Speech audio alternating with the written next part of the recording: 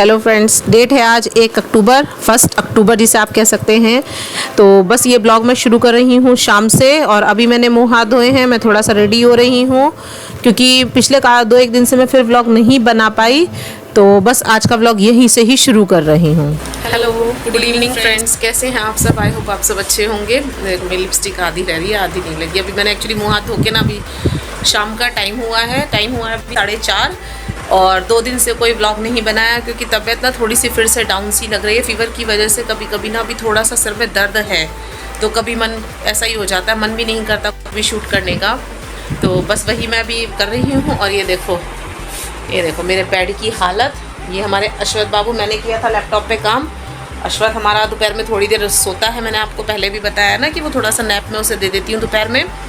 तो बस वही। और बाहर की भी रूम की हालत अभी ऐसी हो रही है क्योंकि मैंने ना कल फ्रिज का कवर धोया था अपना, यहाँ से। ये देखो, ये फ्रिज का कवर धोया था यहाँ से खाली करके। ये ना मेरे घर की एक ऐसी सर्टेन जगह है जहाँ भी कोई बाहर से आता है और उसे जो भी कुछ हाथ में हो वो यहाँ ला के रख देता है, चाहे वो गाड़ी की चाबी हो या कुछ भी हो। बेशक स्टैंड है लेकिन सबको यहीं टांगना है।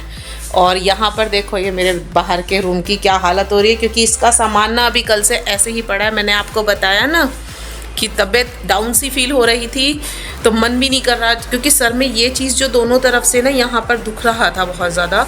आज भी मैं काफ़ी दोपहर में थोड़ा देर रेस्ट किया मैंने। और फास्ट भी चल रहे हैं नवरात्रों के, तो बस पूजा वगैरह की वजह से टाइम भी नहीं मिल पाता कि रेगुलर शूट कर पाऊँ क्योंकि पूजा करनी होती है, सुबह को व्रत का करना होता है और अश्वथ के पापा के ऑफिस के भी जाने की तैयारी करनी होती है।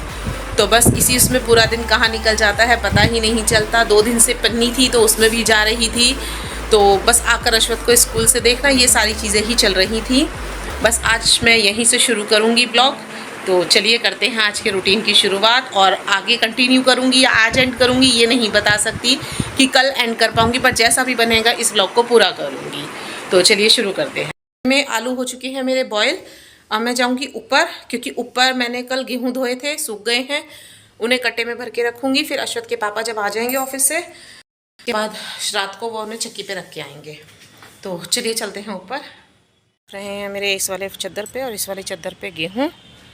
और अब मैं इन्हें समेटूँगी पहले, फिर उसके बाद इन्हें कट्टे में करूँगी और तब उसके बाद फिर नीचे जाऊँगी। और यहाँ पर आ गई हूँ मैं गेहूँ समेटने के लिए। आप लोग सोच रहे होंगे कि मैंने व्लॉग शुरू किया और कहीं भी अश्वथ नहीं दिखाई दिया। अश्वथ दरअसल हन्नू के साथ बाहर खेल रहा है क्योंकि उसके पापा अभी ऑफिस से नहीं आए हैं। तो उनका भी बस बीच में फ़ोन आया था अभी कि वो ऑफिस से निकलने वाले हैं थोड़ी देर में। तो मैंने सोचा जब तक मैं बाकी सारे काम समेट लेती हूँ। और छत पे आप लोग देख रहे होंगे, और दूसरी साइड में ना आपको मेरे छत पे पौधे दिख रहे होंगे बहुत सारे। यहाँ दीवार पर भी ऊपर साइड में पौधे रखे हुए हैं और इधर साइड में भी। अभी थोड़ी देर में मैं आपको इधर का थोड़ा सा व्यू दिखाऊंगी। तो बस अभी पहले मैं इन गेहूँ को समेट लेती हूँ। और गेहूँ को मेरे पास सबसे अच्छा तरीका ना समेटने का ये होता है, मैं चद्दर को ही कट्टे में फोल्ड करके डाल देती हूँ। इससे क्या होता है, चद्दर कट्टे में ना बिखरने का डर नहीं रहता है।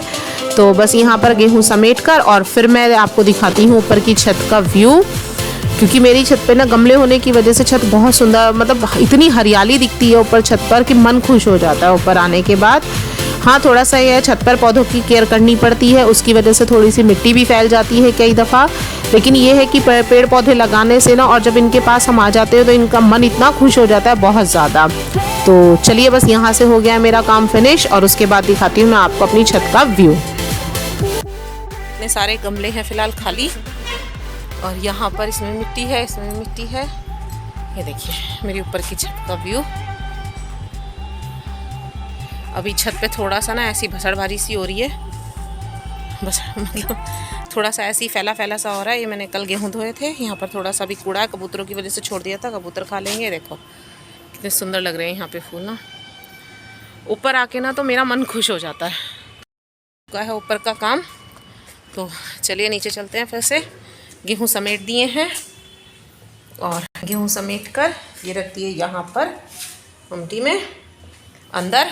अब अश्वथ के पापा आएंगे तो फिर इन्हें गेहूँ चक्की पे रखने जाएंगे और उसके बाद आटा पिस के आएगा। गेहूँ मैं घर पर ही पिसवाती हूँ, मोल का आटा लेना ना तो मुझे अच्छा लगता है, ना ही अश्वथ के पापा को रेडीमेड आटा पसंद है और कभी खाया भी नहीं, ना ही अपने घर खाया है ना ही ससुराल में खाया है।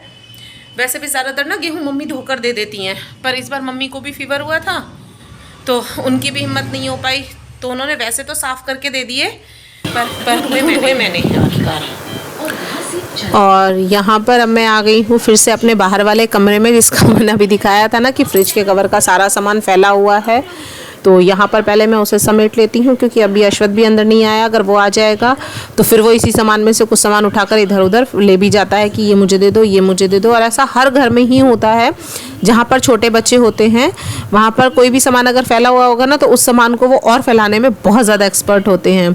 तो यहाँ मैं सारे सामान को एक बार रीचेक कर रही हूँ कि कौन से पेपर यहाँ पर काम के हैं, कौन से नहीं। कुछ मेडिसिन यहाँ पर रखी हुई हैं, जिन मेडिसिन को मैं मेडिसिन की जगह पर ही पहुँचाऊँगी। और कुछ पेपर यहाँ पुराने रखे हुए हैं, जैसे प्रेस्क्रिप्शन पेपर डॉक्टर के, तो वो भी मैं फेंक दूँगी। कुछ मेडिसिन यहाँ पर पुरानी रखी हुई हैं, जो जिनकी एक्सपायरी डेट होगी उन्हें मैं बाहर फेंक दूँगी, क्योंकि उसके बाद ही मैं अपना बॉक्स सही लगा पाऊँगी। और अब आ गई हूँ मैं किचन में।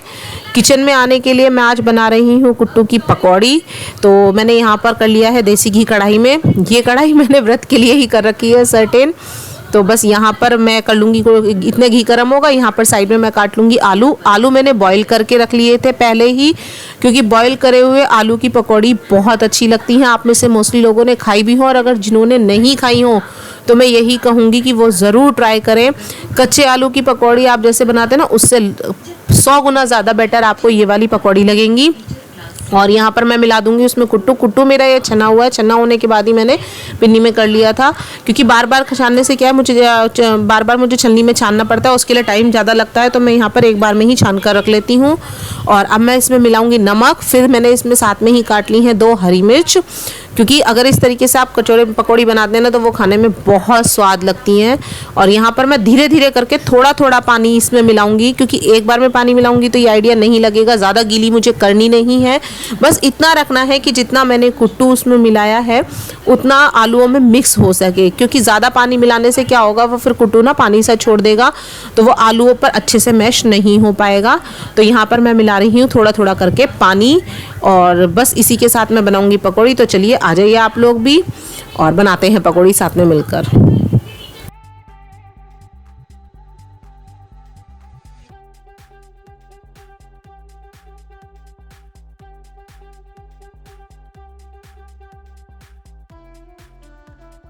देखिए यहाँ पर ना एक एक पीस अलग अलग है ये रहा। तो इससे क्या होता है ना, ये एक तो आसानी से गर्म होके आराम से फ्राई हो जाते हैं, कच्चे भी नहीं रहते। ये देखिए यहाँ पर मैं आपको दिखा रही हूँ, देखिए ये एक एक पीस अलग अलग फ्राई हो पा रहा है उससे आसानी से। इनमें से कोई सा भी पीस कच्चा नहीं रहेगा, और ना ही कुट्टू ज़्यादा लगेगा इस तरीके से। तो ज़्यादा कुट्टू में ये होता है, कई बार कुछ लोगों को ज़्यादा कुट्टू वाली पकौड़ी पसंद आती है और कुछ को नहीं। मेरे घर में ऐसी ही पकौड़ी खाई जाती है। ये थोड़ी क्रंची हो जाती है आलू बॉईल करने के बाद। अगर आप इन्हें कच्चे आलू में वो करेंगे ना, तो इतनी क्रंची नहीं होती। मीडियम फ्लेम पे धीमी धीमी आंच पे जितना फ्राई करूंगी, उतनी ही ये ज़्यादा क्रंची होंगी। अश्वथ के पापा को और अश्वथ को भी ना इसी तरीके की, अश्वथ को तो क्रंची वाली पकौड़ी वैसी हो जाती है जैसे रेडीमेड जो चिप्स हो जाते हैं ना, इस तरीके से, तो वो बड़ा खुश होके खा लेता है इसे।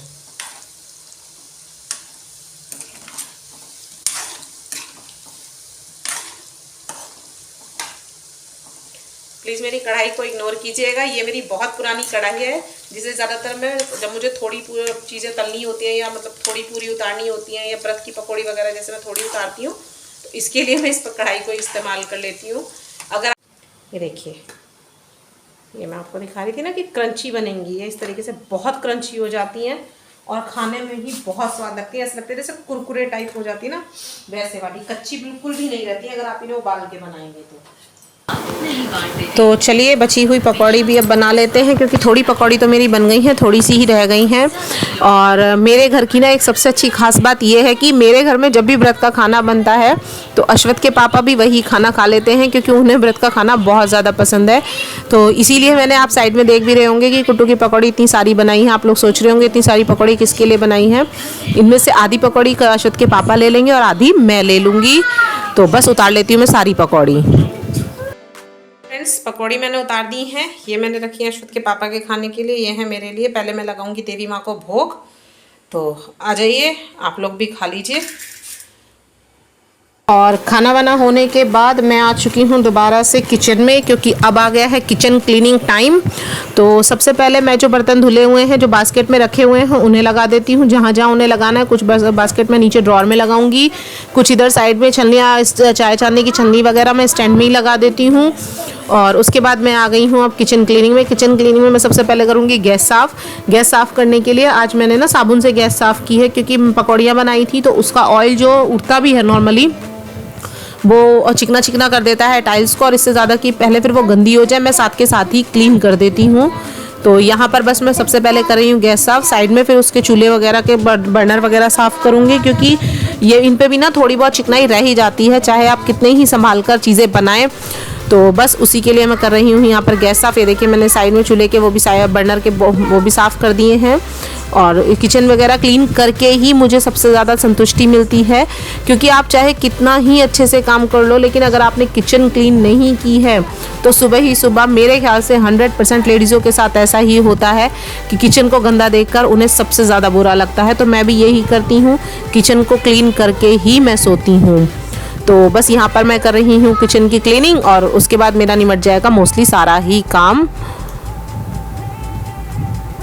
हो चुकी है क्लीन। ये देखिए काउंटर टॉप भी मेरा क्लीन हो चुका है बिल्कुल। ये रखी हैं कुत्ते की रोटी जिन्हें मैं अभी डालूंगी, और ये रखी है गाय की, जिसे अश्वत के पापा सुबह दे के आएंगे गाय को, क्योंकि अब तो अंधेरा हो जाता है। और यहाँ मेरा ऑलमोस्ट काम हो चुका है कंप्लीट। बर्तन मेरे धुल चुके हैं, इनका पानी नहीं चढ़ जाए उसके बाद इन्हें लगाऊंगी बास्केट, ये टोकरी खाली कर दूंगी। और इसी के साथ ही मैं करती हूँ इस वीडियो का एंड। अगर वीडियो पसंद आए तो प्लीज़ लाइक कीजिए और चैनल को सब्सक्राइब कीजिए।